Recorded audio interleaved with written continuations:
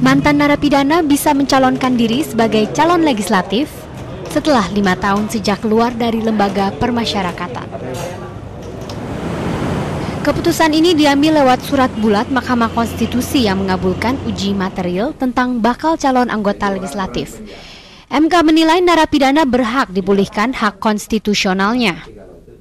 Orang yang sudah menjalani hukuman itu berarti sudah membayar semua kesalahannya itu. Jadi dia harus diperlakukan sama. Keputusan ini bagai angin segar bagi Muhammad Taufik. Mantan Ketua KPU DKI Jakarta yang pernah dipenjara selama 1 tahun lantaran kasus korupsi di tubuh KPU DKI Jakarta tahun 2006 ini merasa senang dengan keputusan tersebut. Namun ia agak menyesalkan keputusan yang dirasanya terlambat itu. Pasalnya, Taufik yang sekarang bergabung bersama Partai Gerindra gagal maju sebagai caleg dari daerah pemilihan Jakarta Timur di pemilu 2009. Saya memang waktu itu saya putusin, oke, saya mau ngurusin partai lah, gitu ya. Ngurusin partai, karena berbakti pada bangsa dan negara itu kan nggak mesti jadi anggota DPRD saja ya. Ya kita jalani ini partai, karena partai ini visi misinya juga meningkatkan kesejahteraan masyarakat, saya kira itu akan sama. Namun Taufik memprotes salah satu syarat pencalonan napi, yaitu baru boleh mencalonkan diri setelah 5 tahun keluar lembaga permasyarakatan. MK bilang setelah 5 tahun ya, baru bisa lagi. Sebenarnya kan harusnya menurut saya sih bagi mereka yang dihukum lebih dari 5 tahun gitu loh, jangan ancaman. Di sisi lain, keputusan MK dikhawatirkan bisa membuka keran bagi para mantan koruptor untuk kembali naik ke panggung politik.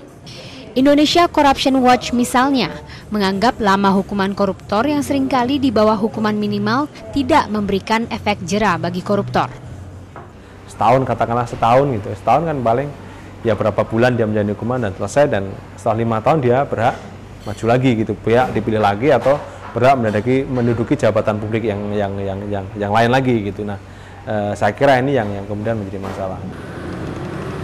Namun warga punya pandangan sendiri terhadap mantan narapidana yang akan atau yang kembali mencalonkan diri sebagai wakil rakyat. Tetap nggak boleh harusnya. Ya udah jelas dia punya kelakuan baik kan, udah masuk narapidana, hitungannya udah nggak punya kelakuan baik kan. Kalau dia dicalonin caleg gimana nantinya buat kesono kan gitu. Ya kalau napi itu baik-baik aja nggak apa-apa lah, kalau kan ada perubahan dia. Nggak mungkin dia misalnya rampok terus kan nggak mungkin ada insafnya, ada sadarnya kan gitu. Ya saya nggak setuju banget itu koruptor begitu istilahnya itu mau nyalon caleg itu, saya nggak setuju banget itu. Istilah merugikan orang, ya merugikan kita semua ya gitu. Setuju aja, karena belum tentu yang di sana itu napi-napi itu semua penjahat gitu kan. Karena emang apalagi di zaman sekarang mungkin yang orang baik pun bisa terjebak di sana karena politik sangat kejam menurut saya, Mbak. Ada beberapa syarat yang wajib dipenuhi mantan narapidana jika ingin maju sebagai wakil rakyat. Di antaranya ada jeda 5 tahun sebelum mantan narapidana bisa ikut pemilihan. Mantan narapidana juga harus mengumumkan kepada publik bahwa ia pernah terkena kasus pidana dan bukan narapidana yang melakukan kesalahan berulang atau residivis. Mantan narapidana juga hanya bisa maju untuk jabatan yang dipilih, seperti anggota legislatif, yaitu anggota DPR atau DPRD, bukan untuk jabatan yang diangkat seperti menteri atau hakim.